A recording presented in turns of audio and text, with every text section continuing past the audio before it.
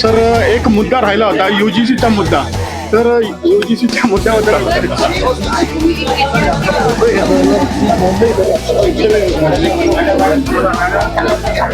UGCच्या मुद्द्यावर बोलले. सर एक मुद्दा राहिला होता UGCचा मुद्दा. तर UGCच्या मुद्द्याबद्दल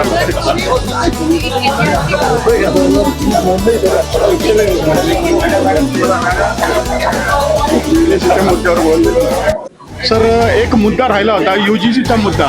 तर UGCच्या मुद्द्याबद्दल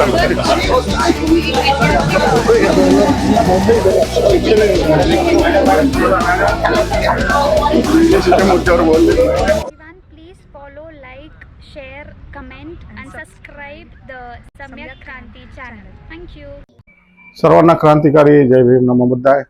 आत्ता आपण हा जो व्हिडिओ बघितला, माजी सरन्यायाधीश सर्वोच्च न्यायालयाचे मान्य भूषणजी गवई यांनी UGCवर प्रतिक्रिया देण्यास चक्क टाळले. ते निघून गेले आणि त्यांनी चक्क एक शब्द बोलण्याचं सुद्धा या बाबतीत टाळलेला आहे. खूप महत्त्वाचा मुद्दा आहे, विद्यार्थ्यांचा मुद्दा आहे UGCचा. आणि हा मुद्दा पूर्ण उत्तरेकडे नॉर्थमध्ये विद्यार्थ्यांमध्ये आंदोलन आहे, अनेक सामाजिक संघटनांमध्ये आंदोलन आहे. या बाबतीत मोदीजींचे पुतळे दिल्लीमध्ये जाळले गेले, परंतु सर्वोच्च न्यायालयाचे माजी सरन्यायाधीश या बाबतीत बोलायचं का टाळलं काही समजत नाही. 19 मार्चला याबाबत सुनावणी आहे आणि फार महत्त्वाची सुनावणी आहे.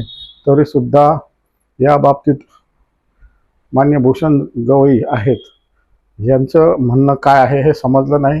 त्यांनी अक्षरशः ते न बोलता निघून गेले. हे फार दुर्दैव वाटलं, खूपच निराशाजनक वाटलं.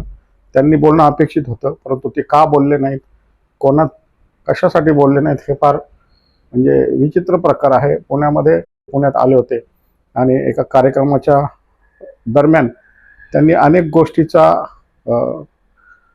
गोष्टीबद्दल बोलले, संविधानाबद्दल बोलले, त्याचबरोबर आर्टिकल 370 बद्दल बोलले, त्याचबरोबर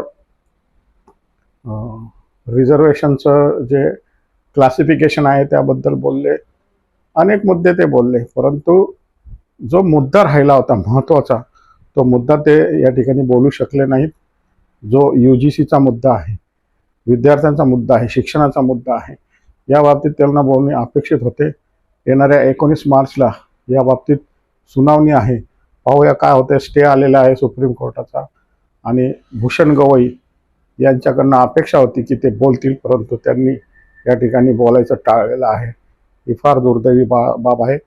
तुम्हाला या बाबतीत काय वाटतं आणि आपलं काय म्हणणं आहे हे कृपया कमेंट्समध्ये लिहा. चॅनलला सबस्क्राईब करा, व्हिडिओला लाईक करा, जास्तीत जास्त शेअर करा. आमचे धम्म बांधव व्हा, म्हणजे सबस्क्रायबर व्हा, असं मी आपल्या सर्वांना विनंती करतो आणि या ठिकाणी रजा घेतो. जय भीम, नमो बुद्धाय, जय संविधान.